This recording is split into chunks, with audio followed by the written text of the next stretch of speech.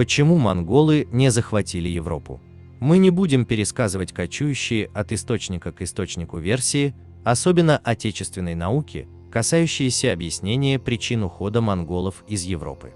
Вопрос монголо-татарского ига очень политизирован, и оттого историческая достоверность уходит на второй план, уступая соображениям национального престижа. Но в том, где ошибаются наиболее ходовые объяснения, обязательно надо разобраться. Итак, наиболее ходовые версии. Версия 1. Монголы истощили свои силы на Руси и не могли стать столь же успешными в Европе. Довольно нелепый аргумент, так как, собираясь в поход, мало какая армия, точнее никакая, не пойдет в него усталой, понесшей большие потери и опасающейся поражения. Да, Русь сопротивлялась, но монголы взяли 99% всех осаждаемых городов, где-то задерживаясь и неся большие потери, где-то легко опрокидывая противника почти без жертв. Только за 1 февраль Бату взял 14 русских городов. Защитники сражались, лишь немногие предпочли сразу сдаться, но силы и навыки были слишком неравны. Поэтому каких-то катастрофических потерь Батый на Руси не понес. Кроме того, монголы могли легко получить подкрепление от вассальных земель на Дону и Кавказе, а уже из русских княжеств они привели в Европу солидные воинские контингенты. Об этом пишут венгерские хронисты, неприятно удивленные наличием соседей в стане врага. Упоминают даже неких марийских или черемисских воинов, которые хорошо сражались, но однажды решили уйти от монголов, за что были жестоко наказаны истреблением всех участников. Версия 2. Грязь, горы, леса и бездорожье спасли Европу. Также довольно слабая версия, так как те же факторы нисколько не мешали монголам на Руси, на Кавказе и в Афганистане, да и в самой Монголии. Они одинаково успешно воевали в раскаленных пустынях Хорезма, равнинах Кубани, в горах Кавказа и Тянь-Шани и в зловонных джунглях нынешней Мьянмы и Индии. Европа на этом фоне выглядит весьма удобным местом для войны и жизни. Перед походом у монголов всегда были разведчики, проводники и лазутчики из местных. Они прекрасно знали местность и использовали внутренние распри, поэтому бездорожье не застало бы их врасплох. Та же версия оправдывает спасение Новгорода от татар именно распутицей и бездорожьем. Но вот Волжской Булгарии от чего-то это не помогло. Здесь, скорее всего, свою роль сыграл финансовый момент, а монголам требовалось подкрепление от богатого Новгорода, либо же сыграл свою роль Ганзейский союз, куда Новгород также входил. Это некоторый пока необъяснимым исторический парадокс. Монголы почему-то упорно избегали городов Ганзы. Версия 3, она же главная. Монголы ушли домой из-за смерти хана. Наша история обычно указывает именно эту причину как основную.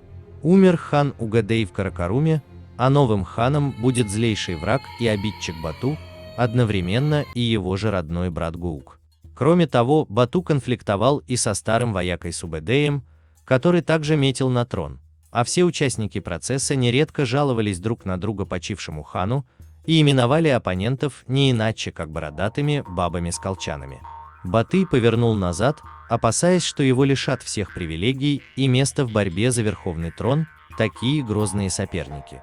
Хотя прочие советники Бату были в ужасе и умоляли продолжить завоевание. Казалось бы, версия логична. Действительно, интриги в Каракаруме достигли пика, самого Угадея предсказуемо отравили, а победителем из распри спустя 4 года вышел Гуук. Но вот Бату в Каракарум так и не приехал. Он остановился на Волге, заложив там базис для Золотой Орды и предоставив остальным своим врагам участвовать в распрях и щедро проливать свою кровь. Даже если это можно объяснить его мудростью, ожиданием того, что Гуук победит в любом случае, и нужно уже не бороться за трон, а готовить оборону. Все равно было бы логичнее обороняться в той же Венгрии, куда сложнее добраться, а не в сравнительно близком Сарае.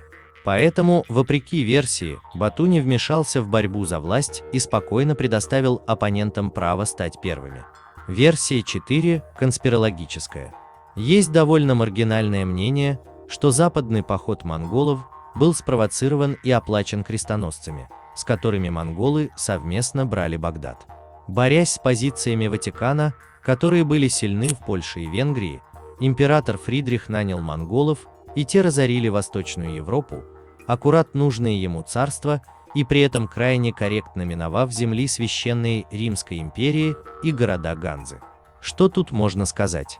Контакты безусловно были, о тевтонах и монголах известно было всем сторонам. Но предположить наличие у Фридриха таких колоссальных средств для найма огромной орды несколько затруднительно. И главное, когда монголы оказались в Адриатике, Фридрих находился в Италии, где готовил корабли для экстренного бегства и отплытия в случае нападения. Не похоже на радушного союзника. Хотя кто знает, может быть, корабли были нужны для монголов и их атаки, например, на Англию. Версия 5. Тактика техническая. Из-за густонаселенности, сложного рельефа и многочисленности каменных замков, КПД осад у монголов резко падает в Европе в сравнении с другими походами. Если на Руси монголы столкнулись с деревянными стенами и городами, где только в Киеве были каменные стены, правда сломанные к подходу монголов от междоусобного нападения, и они легко брали город за городом, то в Европе пришлось сложнее. Каменные замки на вершинах холмов и даже гор были недоступны для осадных орудий монголов, бьющих по прямой. Осада же живой силой для европейцев была обыденным и привычным явлением и не вызывала проблем в отражении. Даже по сравнению с цитаделями Хорезма, европейские замки были продуктом постоянного естественного отбора и для монголов оказались крепким орешком. Если на Руси монголы не взяли только Кременец, построенный, кстати, как типичный европейский замок, и Смоленск, где жители героически отбили Бату, то в Европе монголы взяли лишь 30% от всех осаждаемых городов. Ни с чем монголы отступили от Сплита и Дубровника, были отброшены от Братиславы, Камарна, Нитры и Тречина, Рацебуша, Легница, Опаву, Аламутские и Градищенские монастыри, устояли Секиш-Фихервар и Бреслау. Буду и Пеш пришлось просто сжечь дотла цитадели Эстергома. Было от чего загрустить. При этом монголы несли и существенные потери. Краков отбил монгольское войско, когда город уже пал. Лишь горстка бойцов, собравшиеся в Костеле, смогла нанести такие потери захватчикам, что они предпочли отступить. Версия 6. Военная. Монголы испугались крестового похода.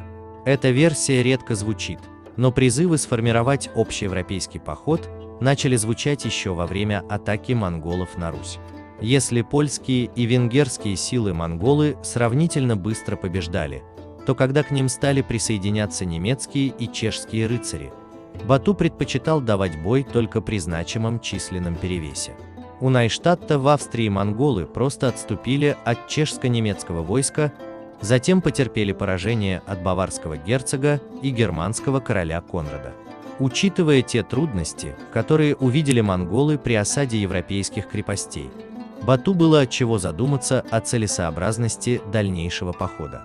Он может еще долго грабить небольшие городки, разделив войско на несколько языков, но битва с крупной армией неизбежна, а итог ее уже не очень предсказуем. Оставаться далее в Европе, скоро получить крестовый поход, который заберет назад и земли, и награбленное, покрыв позором Чингизида.